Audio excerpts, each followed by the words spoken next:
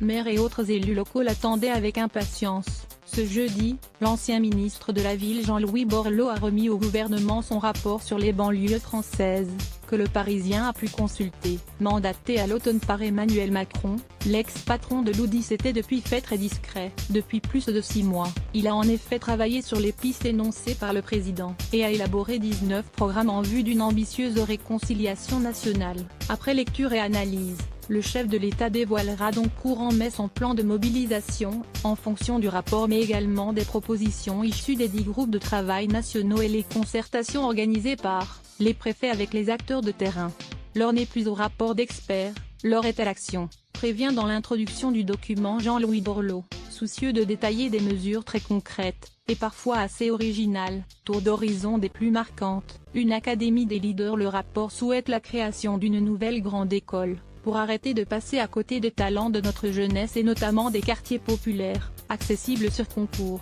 Elle permettra à des étudiants, s'ils réussissent les épreuves, de bénéficier du statut de fonctionnaire stagiaire de l'ENA avec une rémunération équivalente, de l'ordre de 1 700 € bruts, pendant la durée de la scolarité. À l'issue de la scolarité, ils auront l'obligation de servir dans une des 3 fonctions publiques pour une période minimale de 10 ans. 1 milliard pour le RIR pour améliorer la mobilité et atténuer l'enclavement des habitants des quartiers. L'ancien ministre préconise d'organiser rapidement les états généraux des transports en région Île-de-France.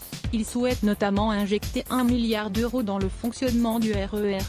Les voyages forment la jeunesse dans sa partie intitulée « À la rencontre de l'autre ». Le rapport suggère que chaque enfant et adolescent scolarisé, en QPV, quartier prioritaire de la ville, note de la rédaction, aura la possibilité de partir 4 fois dans sa scolarité à la rencontre de l'autre, dans les conditions financières abordables pour leurs parents, jusqu'à la quasi-gratuité, du primaire au lycée. Ces voyages se déclineront de la classe découverte, au voyage à l'étranger, dans un État membre de l'Union européenne.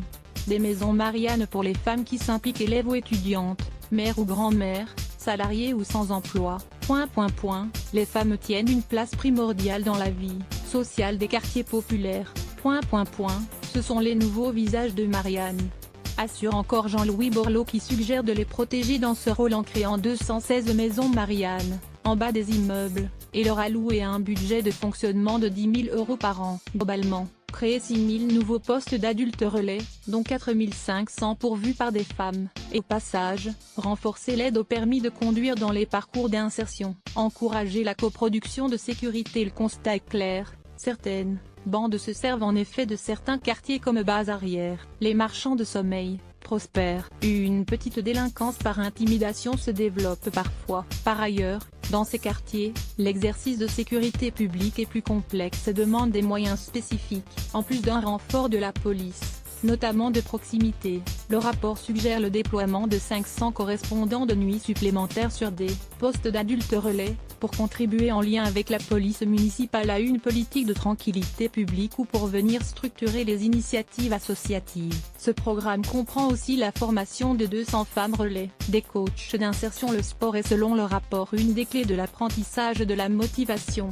du dépassement de soi, de la confiance, et du respect des règles en banlieue, d'autant plus si l'on joue sur l'image positive de grands sportifs issus des quartiers. Il suggère de former et recruter 5 000 coachs d'insertion par le sport, éducateurs, sportifs en club ou association, éducateurs spécialisés ou scolaires, dans un programme dit appel. Le but serait donc d'identifier, former et arrimer ce réseau qui a un impact fort en termes de prévention, d'accompagnement et de parcours à l'insertion sociale et professionnelle.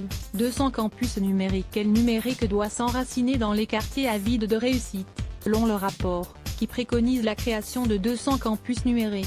Ils proposeront des cours en libre accès, des formations professionnelles liées au DAGE ou encore des aides pour passer le permis. Ils seront également tournés vers la culture, les juniors et les associations, avec par exemple des hackathons.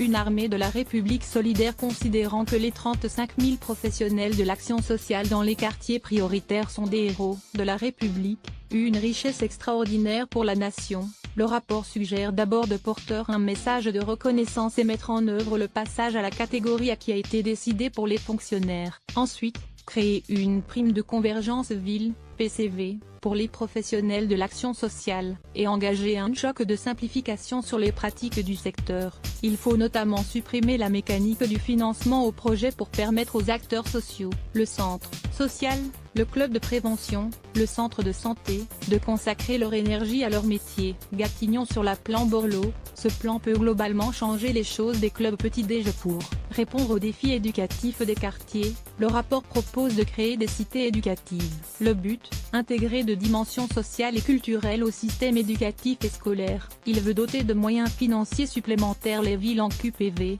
reconstruire et rénover 300 écoles et 100 collèges dégradés ou encore tripler la préscolarisation à 2 ans en REP+, et doubler le taux d'encadrement de 8000 classes de maternelle en REP+. Pour être attentif à la santé et aux bonnes conditions des enfants, le rapport propose d'organiser club petit-déj gratuit dans les écoles et collèges des REP et REP+ le matin et rendre gratuite la cantine le midi. Une fondation pour le logement dans son premier point.